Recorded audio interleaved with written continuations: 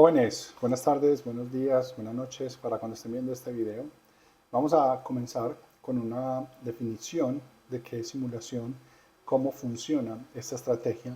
Y es que la simulación no es más que la representación lógico-matemática de un conjunto de percepciones, de identificaciones de contenido para representar el comportamiento de un sistema. Cuando hablamos de un sistema, hablamos de todo aquello que pertenece, está relacionado y está cohesionado en un equipo o en una, por así decirlo, agrupación en este caso. Un sistema realmente es un conjunto de elementos que funcionan de manera síncrona o asíncrona para poder solucionar un problema. En cambio, una entidad es aislada, bueno, puede ser aislada o conectada, pero una entidad se conoce como un objeto independiente que puede ser relacionado con otros elementos.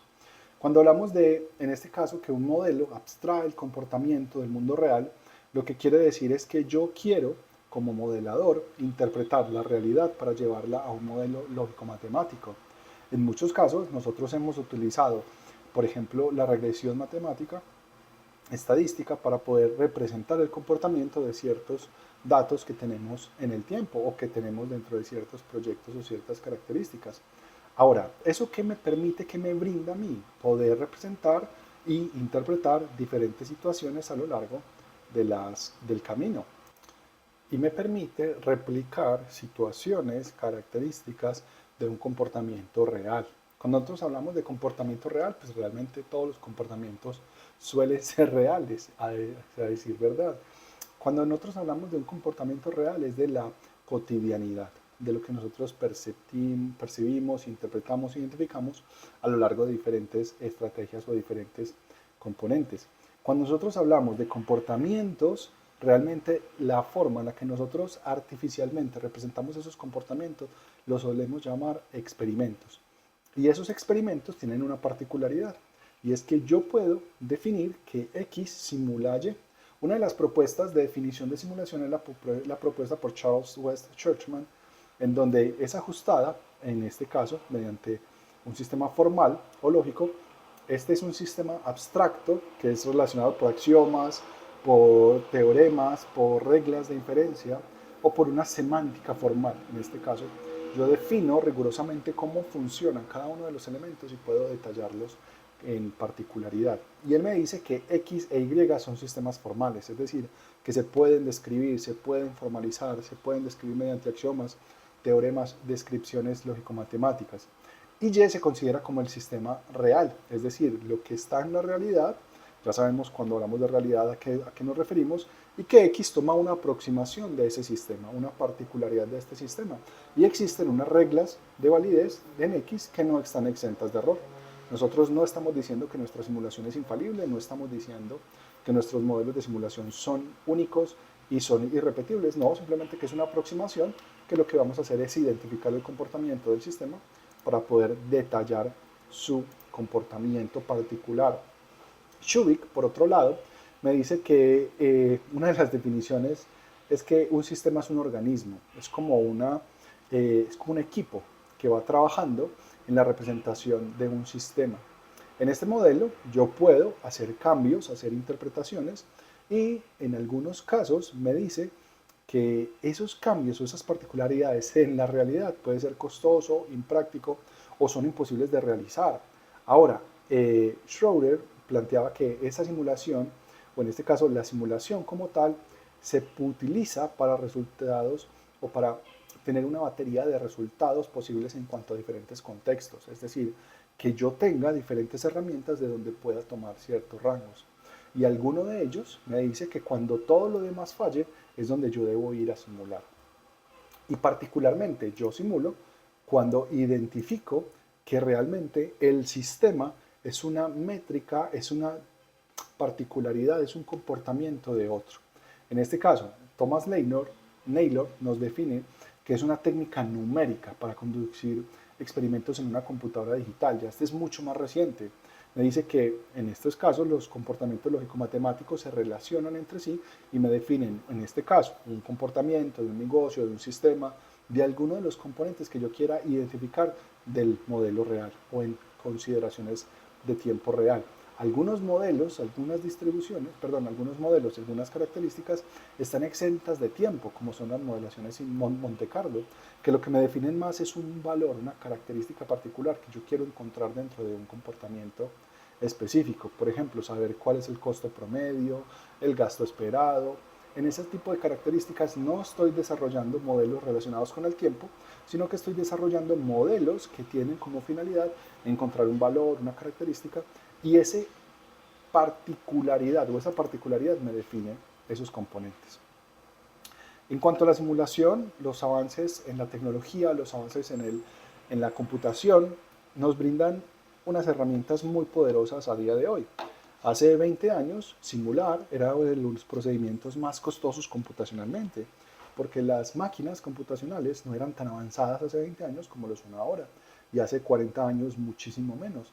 La simulación siempre ha sido como esa técnica de último recurso, en donde si no puedo mediante modelos matemáticos, si no me da mediante otros tipos de modelos estadísticos, si no me da mediante modelos de uso generativo o de uso general, llego y aplico la simulación, en donde la gran disponibilidad del software y la amplia gama de lenguajes de programación que fácilmente nos generan números aleatorios, nos generan comportamientos, es muy fácil de recurrir a la simulación para poder solucionar problemas que antes eran más complejos y que no podríamos llegar a partir de estas estrategias. Lo que me permite a mí con la simulación es verificar si esos cambios internos y externos del sistema, al hacer pequeñas o grandes modificaciones, me permiten identificar esos comportamientos o esos efectos que me alteran el sistema, que me alteran la estrategia o el comportamiento particular. Ahora, yo necesito tener una alta comprensión del sistema, una alta comprensión del negocio para poder identificar esas pequeñas partes, esos pequeños componentes que me indican a mí que yo realmente puedo conocer y detallar la particularidad de cada uno de esos sistemas. Es decir, yo tengo una observación detallada, clara, concisa y precisa de qué estoy simulando y para qué lo estoy simulando. Y puedo sugerir estrategias que mejoren la operación o la eficiencia del sistema. Y eso es lo que buscamos con la simulación. Siempre arrancamos desde un modelo original, desde modelar lo que es la realidad y hacer propuestas de mejora. Si yo lo que hago está dentro de la realidad y dentro de las reglas de tolerancia de la realidad, puedo modelar, cambiar o estructurar esas reglas para poder crear modelos diferentes o cambiantes para encontrar soluciones o propuestas en algunos casos. Algo tan sencillo como el ejercicio que vimos de la amiguería en la Universidad de Antioquia. La amiguería es un solo negocio en donde tiene una sola entrada y lo que propusimos en clase era que si la amiguería podría tener 2 entradas de personal y duplicar el personal de atención, ¿cómo mejoraría el desempeño de las entidades? ¿Cómo mejoraría el desempeño de la situación particular? Y yo siempre comienzo por la modelación del sistema original. Yo modelo realmente la forma en la que llegan las personas, una a una, calculo los tiempos de espera, calculo el tiempo que se demora una persona en el sistema, y de ahí ya puedo tomar decisiones para agregar otra fila, agregar más atenciones o disminuir el tiempo de atención. Una de las formas en las que yo puedo identificar los tiempos de atención, los tiempos que se demoran en el sistema, es con una distribución estadística. Yo puedo aplicar que esa distribución es normal, con media de 5 minutos y una desviación de 1 o 2 minutos. Y eso es lo que se tarda una persona en recibir su pedido. Ahora, si yo incremento la cantidad de personas que pueden atender en ese mismo sistema, yo puedo reducir el tiempo de espera porque tengo más disponibilidad de ser atendido más frecuentemente. Ahora, yo que conozco el sistema, que voy y compro la amiguería constantemente, lo puedo interpretar. Si yo no conozco el sistema, no puedo hacer ese tipo de interpretaciones, no puedo llegar a esas conclusiones porque no tengo un conocimiento detallado del sistema como tal. En cuanto, si yo puedo, o el sistema me permite a mí identificar nuevos sistemas complejos, yo puedo especificar y entender cómo opera el sistema, qué variables son más importantes para el sistema y qué variables son menos importantes. Por ejemplo, si nosotros estamos hablando del caso de la amiguería, lo más importante y lo más costoso de todo el sistema es probablemente el método de pago. Hay personas que tienen un método de pago en el celular y lo que hacen es poner solamente el celular sobre el dispositivo de pago, pero hay otras que pagan en efectivo, hay que contabilizar el dinero, guardar el dinero posicionalmente, porque los cajeros utilizan técnicas de posicionamiento para poder memorizar el comportamiento de los billetes y saber en dónde está el billete y poder devolver más rápidamente. Entonces yo tengo que poner los billetes en el orden para garantizar esa estrategia. También contar la de vuelta, la mayoría de los cajeros, como tienen ciertas reglas de conteo, es decir, que cuando usted termina su día de trabajo, la cantidad de venta y la cantidad de dinero que debe haber en la caja debe ser coincidente. Y cualquier exceso o deceso es cobrado al empleado. Entonces deben tener o deben chequear muy bien la de vuelta por lo menos 2 veces antes de entregarla. Nótense que cuando ustedes vayan a algún sitio, alguna venta y ustedes pagan con efectivo, ya no se ve tanto, pero siempre chequean 2 veces la forma en la que se entrega el dinero. También hay técnicas que me permiten a mí identificar nuevas situaciones, nuevas características, donde yo no tengo casi información o casi ninguna información. Por ejemplo, a mí me piden que yo deba crear un modelo para identificar el comportamiento de cómo los estudiantes se distribuyen en las aulas del Drive, por así decirlo, cuando no hay clases. Ahora, yo puedo ir, consultar y evaluar cuántas aulas no tienen clase, cuáles estudiantes buscan las aulas, pero puede ser un modelo muy dispendioso. Llegar a tener ese dato es puede ser complicado, puede que la información no esté disponible o que la información la guarden en papel en algunos casos. En ese sentido es más fácil hacer observaciones, identificar estos comportamientos, hacer experimentos y empezar a identificar posibles resultados y posibles comportamientos no previstos dentro del sistema y crear, por ejemplo, estrategias de aulas abiertas para el acceso a los computadores, tener un aula siempre disponible, hacer estrategias. Cuando no tengamos información podemos aplicar estrategias que no pueden ser en otros casos utilizadas o experimentadas en este caso. En cuanto, si nosotros tenemos nuevos elementos introducidos a un sistema, la simulación me puede anticipar y identificar los cuellos de botella. Si yo puedo identificar que si el tiempo o las personas que van llegando a un ascensor, por así decirlo, se incrementan, pues el tiempo de uso del ascensor va a incrementar y la fila va a crecer casi que de todo el espacio físico y ocuparía todo el espacio físico. Ahora, ¿cómo puedo yo mejorar o establecer esos tiempos de características? Muchas estrategias me dicen a mí que, venga, si usted tiene 2 ascensores, haga que uno suba por los pares y otro solo por los impares y separa las filas y fácilmente divide el servicio en 50-50 y facilita el procedimiento en ambos casos. Ahora, esas estrategias se van identificando y se van detallando a medida que uno va solucionando problemas. Ahora, ¿cuándo es conveniente simular y cuándo no es conveniente simular? Yo puedo, en este caso, decirles que cuándo es apropiado simular, cuando realmente no haya una solución al sistema, cuando no existe una formulación matemática, analítica soluble. Es decir, yo voy a solucionar cualquier tipo de problema y lo que nos dice nuestra formación como ingenieros es que debemos arrancar desde una solución matemática, desde una solución analítica, hacer una ecuación, algo que represente el comportamiento de las personas, algo que represente el comportamiento de los objetos, algo que represente el comportamiento de los líquidos, algo que represente algún tipo de modelo matemático. Si no puedo representar matemáticamente ese comportamiento, yo puedo, y en este caso debería, aplicar a otras estrategias, a otras reglas, por ejemplo la simulación. Ahora, la conducta de un cliente en un banco no se representa mediante matemáticas, se representa mediante múltiples elementos, tanto externos como internos, que me permiten a mí caracterizar cómo es el flujo de las personas en un sistema o en un comportamiento donde dependo de otras personas para poder ser atendido. Ahora, en cuanto a que no exista la formulación matemática, pero en algunos casos sí puede existir la formulación matemática. Lo que es difícil es hallar una solución analítica a ella. Puede que la solución sea muy compleja, puede que la solución no sea soluble dentro de un espacio finito y yo necesito, por ejemplo, reaccionar o detallar el comportamiento mediante un modelo de simulación, por ejemplo, un reactor nuclear o una planta química. No es posible interactuar toda esa cantidad de elementos mediante un modelo matemático, sería casi que imposible de solucionar. Y más fácil, una solución en donde simplemente desarrollando simples elementos yo puedo representar el comportamiento de un sistema. O en otros casos en donde el sistema real no existe. El problema de un ingeniero en la mayoría de los casos es crear un sistema, un comportamiento de acuerdo a posibles anotaciones de acuerdo a un comportamiento ya conocido. Por ejemplo, si nos contratan a nosotros para conocer cuántos cajeros debería poner, por así decirlo, un almacén en un punto de venta nuevo, yo debo considerar cuáles son los almacenes que tienen puntos de venta similares y hacer modelos de homologación de comportamiento.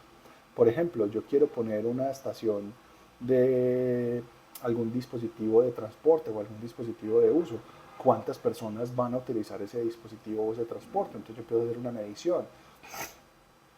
Identifico las posibles fuentes de información. Por ejemplo, el área metropolitana de Medellín hace una encuesta de origen-destino, ver cuántas personas desde qué origen hacia qué destino están y cuáles son los que tienen más población y ofrecer una nueva ruta en esos espacios que satisfaga esas necesidades. El sistema real no existe, pero yo puedo crear una solución mediante modelos de simulación que me diga, listo, si pasa un bus cada 5 o 10 minutos, ¿cuántas personas podría recoger que fueran beneficiadas por ese sistema?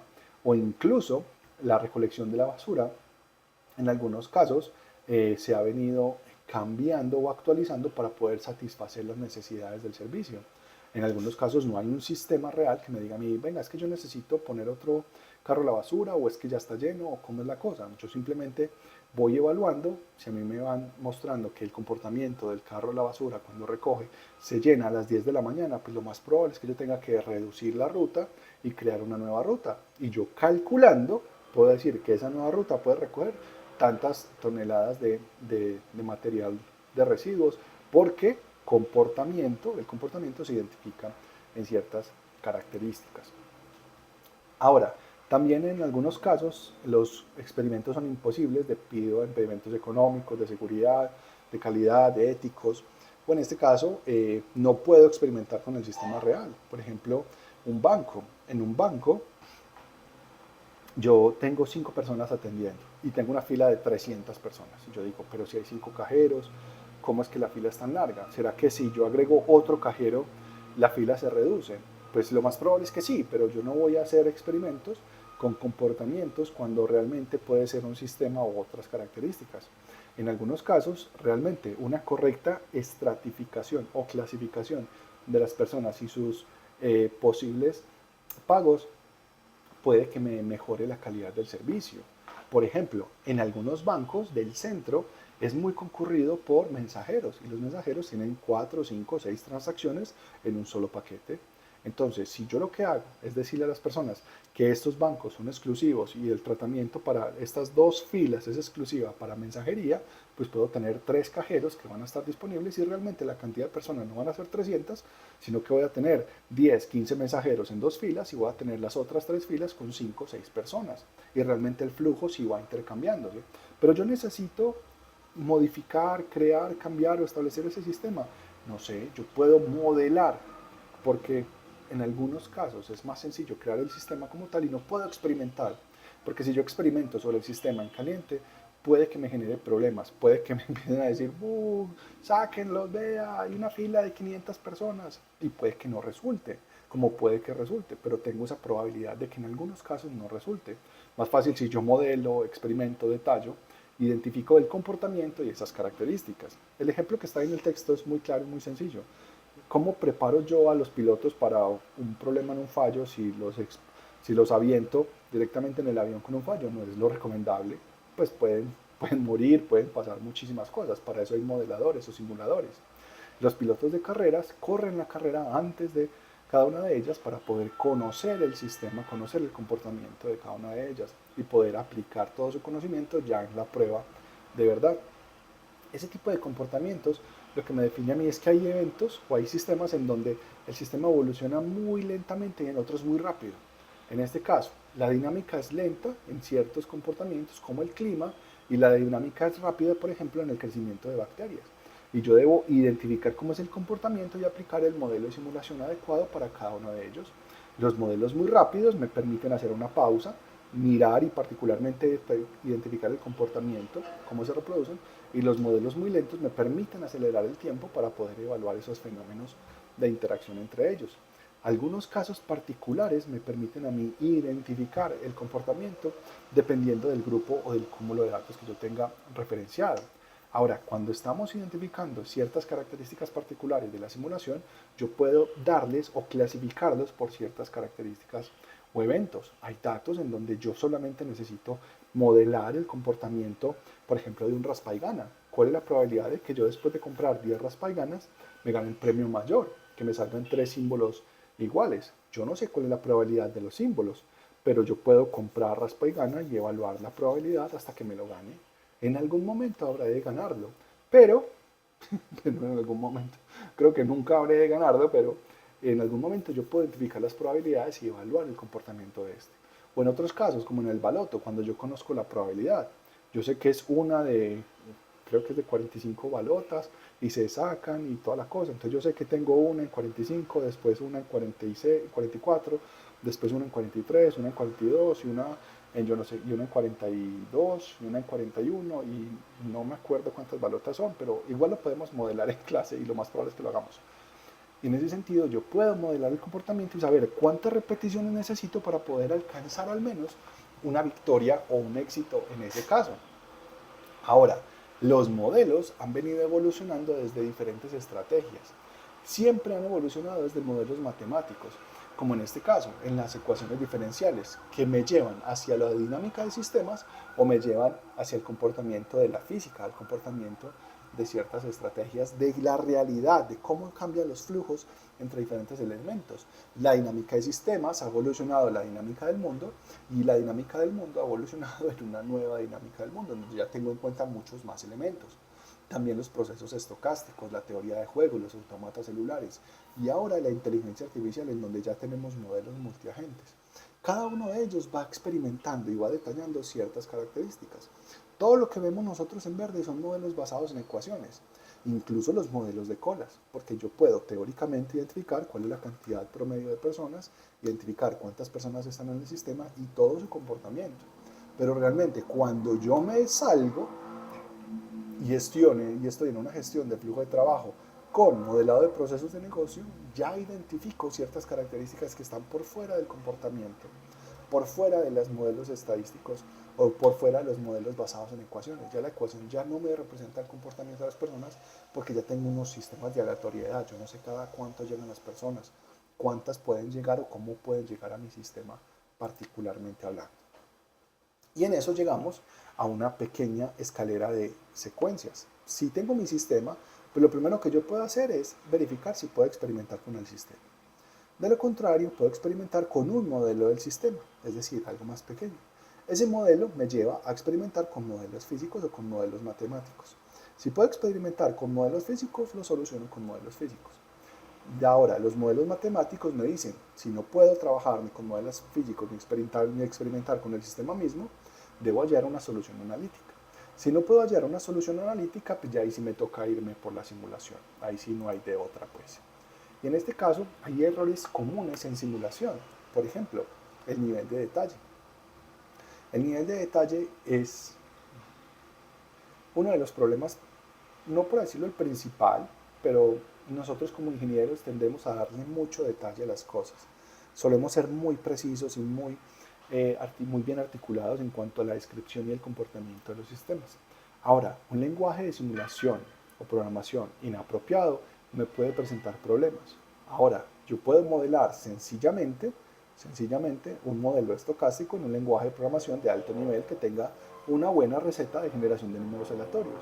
Pero si yo quiero solucionar ese problema utilizando el programación o el lenguaje ensamblador, voy a tener problemas porque no tiene una librería de generación de números aleatorios, no tiene ejecuciones en paralelo, no tiene estructuras de ejecución, entonces tengo que crear bloques que permitan generar números aleatorios, comportamientos, detalles y no puede ser una buena idea.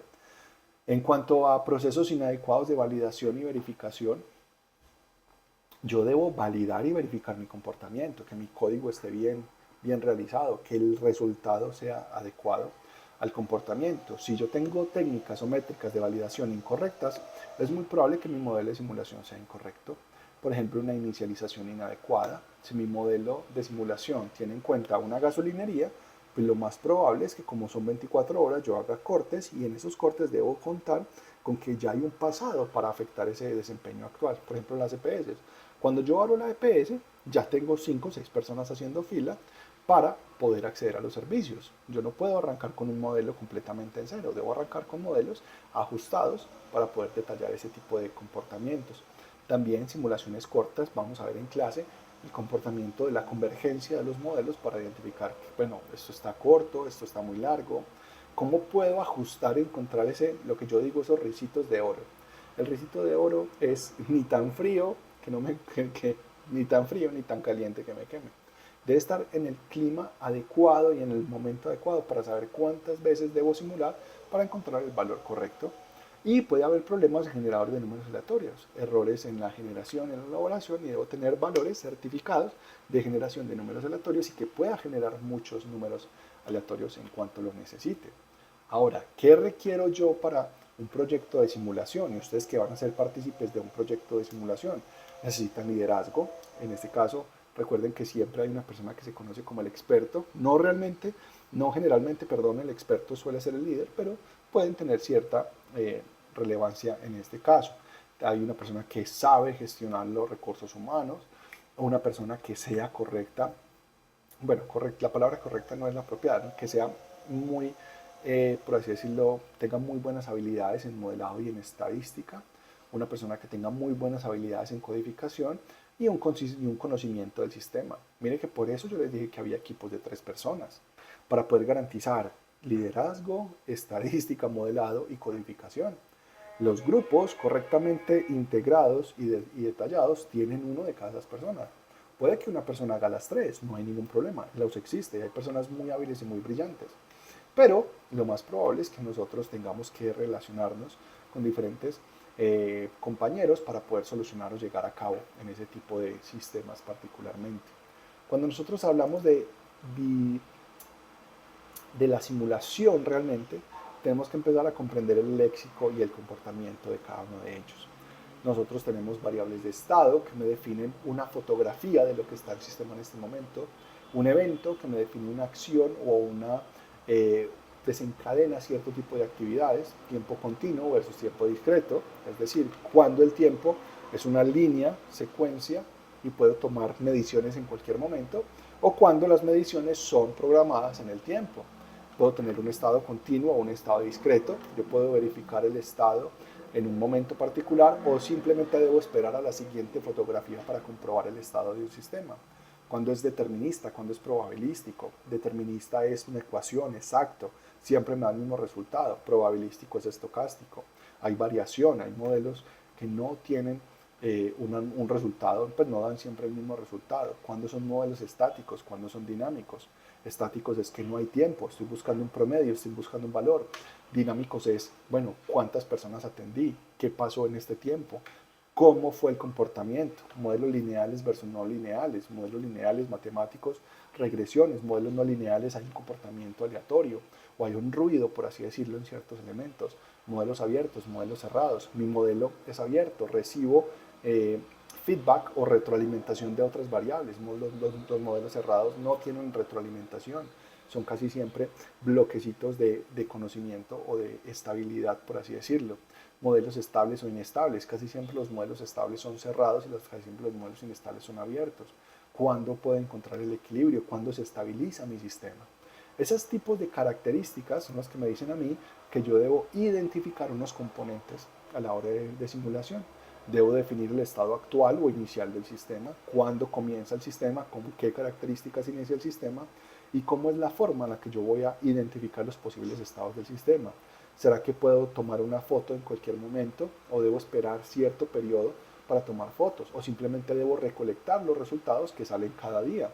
Debo identificar qué eventos se pueden reproducir o ejecutar en un sistema de simulación. Debo definir cómo es el paso del tiempo, el reloj de la simulación. Mi modelo cuenta en minutos, cuenta en segundos, cuenta en años. Estoy comparando cómo es el comportamiento de un sistema solar. No tiene sentido comparar el comportamiento de un sistema solar en días o en segundos. Tiene comportamiento declararlo en siglos o en miles de años, ver qué es lo que está pasando. Puedo identificar métodos para identificar el comportamiento aleatorio de los sistemas, para identificar transiciones de estado, cuando paso de un estado de atención a un estado de alteración. Cuando estoy en un estado estable y paso a un estado de alteración. El estado estable es donde no hay clientes en el sistema probablemente, y un estado alterado es donde tengo muchos flujos de personas en el sistema. ¿Cómo hago para representar ese comportamiento o esa particularidad? Y eso me lleva a la elaboración de un proyecto de simulación, que es lo que nosotros vamos a trabajar en este semestre. Un proyecto de simulación me lleva a mí a la creación y formulación de un modelo como tal y como resultado. Mi resultado es presentar un modelo de simulación y 2 o 3 posibles escenarios. Si hacen el trabajo individual, es solo un modelo, una, una propuesta. Si lo hacen en equipos, pueden ser 2 o 3 propuestas de mejora. Ahora, ¿cómo hago yo la formulación del proyecto? Debo describir el sistema. Mire que en los pasos del trabajo final me describe a mí muy bien qué es lo que debo realizar. Debo describir el problema, siempre arrancar por una descripción de la simulación, porque en la investigación o en la descripción o en la literatura, yo para hablar de un contexto de algo siempre debo decirle a las personas que son mis interlocutores de qué vamos a hablar y cómo lo vamos a hablar. Si voy a describir la simulación, debo arrancar hablando de simulación. ¿Quién es la simulación? ¿Dónde nació la simulación? ¿Para qué sirve la simulación? Y si mi problema se puede solucionar con simulación. Una vez le haya dado el contexto a mi interlocutor, ya puedo decirle qué es lo que voy a realizar. Listo. En cuanto a la formulación, en este paso debe quedar perfectamente establecido el objeto de la simulación. ¿Qué pretendo yo mejorar? Y yo les he dicho, en su modelo de simulación, en el del restaurante o en el de la recinto de comidas rápidas, por así decirlo, mi meta es disminuir los tiempos de atención, maximizar la ganancia. Yo tengo una meta siempre, una métrica, y yo debo tener muy claro cuál es el objeto de esa métrica en ese caso particular. Ahora, yo debo formular el problema. Ahora, los resultados que se esperan del simulador, ¿qué me dicen a mí? ¿Cómo me garantizan a mí que yo estoy aplicando un correcto uso de la simulación? ¿Cómo voy a hacer el plan de experimentación? No quiere decir diseño de experimentos, no. No tienen que hacer diseño de experimentos, pero sí tienen que hacer un diseño de posibles escenarios, posibles comportamientos y definir cuál es el mejor mediante una métrica. ¿Cuál es el tiempo disponible? Casi siempre en los restaurantes o en los sitios de comida rápida son de 5 a la medianoche o de 6 a las 11 de la noche. Yo debo definir el tiempo que tengo disponible. ¿Cuáles son las variables de interés? ¿Cuál es el tiempo o el comportamiento de las personas, o en este caso, si hay perturbaciones, si hay tiempos de alto flujo, de poco flujo? ¿Cuál es el tratamiento estadístico de los resultados? ¿Cómo voy a exportar yo los resultados?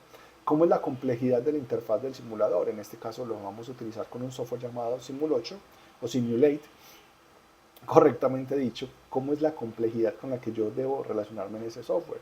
Y definir el software con el que estoy trabajando en estos casos.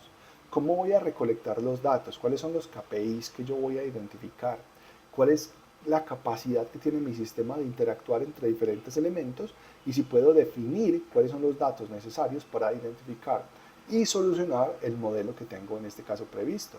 Puedo utilizar registros históricos, puedo utilizar experimentos de laboratorio, mediciones realizadas en el sistema real, es decir, hacer trabajo de campo, ir, verificar el comportamiento del sistema, cómo se comporta el sistema, cómo llegamos a identificar ese sistema y la capacidad que yo tengo de poder sintetizar ese comportamiento en pequeñas palabras, en pequeñas frases que yo pueda ir convirtiéndolo en una construcción del modelo.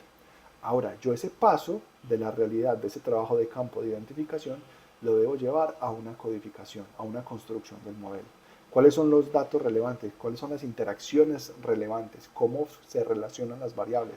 Hay una relación lógico-matemática, hay una relación más de comportamiento, de particularidad, hay variables que son independientes, hay variables que son dependientes y hay una relación entre ellas. Yo debo analizar las entidades, es decir, los objetos que son identificables, por ejemplo, en un restaurante, la caja, los servicios, las cocciones o las frituras, esos eventos independientes, hay personas que relacionan esos elementos. Y el tiempo que una persona pasa de un elemento a otro también se debe tener en cuenta. Adicionarle siempre un valor adicional, valga la redundancia, adicionarle un valor, en este caso, que me describa los tiempos de movimiento o el tiempo que se demoran las personas en ir y volver. O puedo hacer despreciable ese tipo de tiempo. Y lo que me interesa a mí es el comportamiento como tal del sistema. demostrar que el modelo trabaja como se intentó. Por eso definimos el primer modelo original. Cuando yo defino el modelo original es el comportamiento actual del sistema, y si ese comportamiento actual me da alguna representación del sistema real, ¿en qué porcentaje me representa el sistema real? Si a mí me dicen, es que yo atiendo casi 50 personas por día y mi modelo me dice que me atiende 47, está bueno. Yo tengo un rango, un perfil o una tolerancia en donde debo aceptar ese comportamiento particular. Esa tolerancia es la que me dice a mí que yo estoy garantizando que mi sistema está cercano a la realidad. Ahora, ¿bajo qué lenguaje o bajo qué estructura estoy yo aproximando esa realidad? Lo puedo hacer con un lenguaje de uso general, con un lenguaje de uso particular. Python es de uso general, Visual8, Simulate o Simul8 es un lenguaje de uso específico. Yo uso Simul8 para modelar sistemas de colas específicos, y con Python puedo modelar cualquier tipo de sistema. Ahora, yo debo realizar unas corridas piloto. Debo realizar una estructura que me permita a mí identificar el comportamiento de ciertos sistemas a la hora de identificar o caracterizar qué es lo que estoy necesitando. Esas corridas piloto me sirven a mí para identificar efectos extraños o alternativos en mi sistema.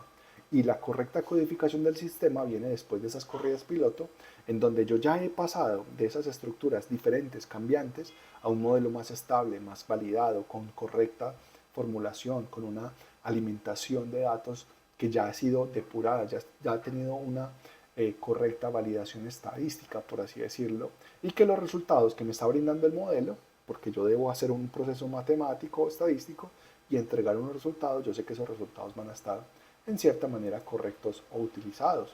Y lo que me dice el diseño de experimentos es realmente las diferentes alternativas que yo tengo para tomar como una que sea mejor a las demás. Y yo puedo aplicar el experimento bajo mis garantías o bajo mis características particulares.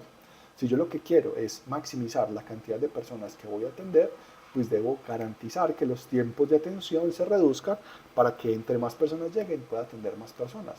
Pero si por el contrario lo que me interesa a mí es garantizar la calidad del servicio y que las personas se sientan súper bien atendidas y que sea un producto distintivo y que su valor lo represente, pues en ese caso me interesaría conocer el resultado de la atención al final del servicio. Y debería existir una validación del sistema al final, que realmente el sistema fue preciso, oportuno, detallado, organizado y caracterizado. Ahora, esos experimentos me dan a mí opciones para escoger y definir métricas de evaluación.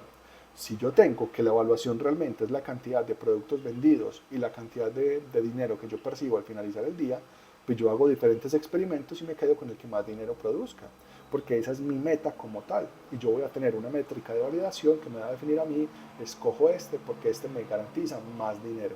Suele ser orientado a esa estrategia, en algunos casos suele ser orientado a la calidad del servicio al usuario, que los tiempos de espera sean minimizados, pero también debo minimizar el gasto de las personas o de la entidad en las personas atendidas. También debo definir los datos de salida, cómo estoy entregando los datos estadísticos. El modelo lo puedo llevar a la práctica, lo puedo llevar a la realidad y estudiar el proceso después de detallarlo, o simplemente fue una práctica que me define a mí que no es prudente realizar ese tipo de comportamientos o ese tipo de modelos.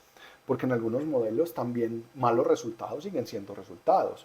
Me digan a mí, no, es que poner un cajero adicional nunca es, bueno, o en casos particulares, entre comillas, no es buena opción porque realmente los tiempos de espera de los usuarios pasan de 5 minutos a 4.33 y 30 segundos de espera pues es soportable, por así decirlo, para las personas. Ahora, 30 segundos de espera en una IPS o en unas urgencias pueden ser muy extensos, pero en otros espacios como en un banco pueden ser muy cortos y no pueden ser o no pueden afectar el desempeño del sistema como tal. Jóvenes, muchísimas gracias por su atención, muchísimas gracias por esta clase teórica. Fueron, como lo dije, 40 minutos de atención. Espero que la próxima sesión empecemos con lo que es la codificación y arranquemos con todo lo que tiene que ver con el modelo o la simulación Monte Carlo.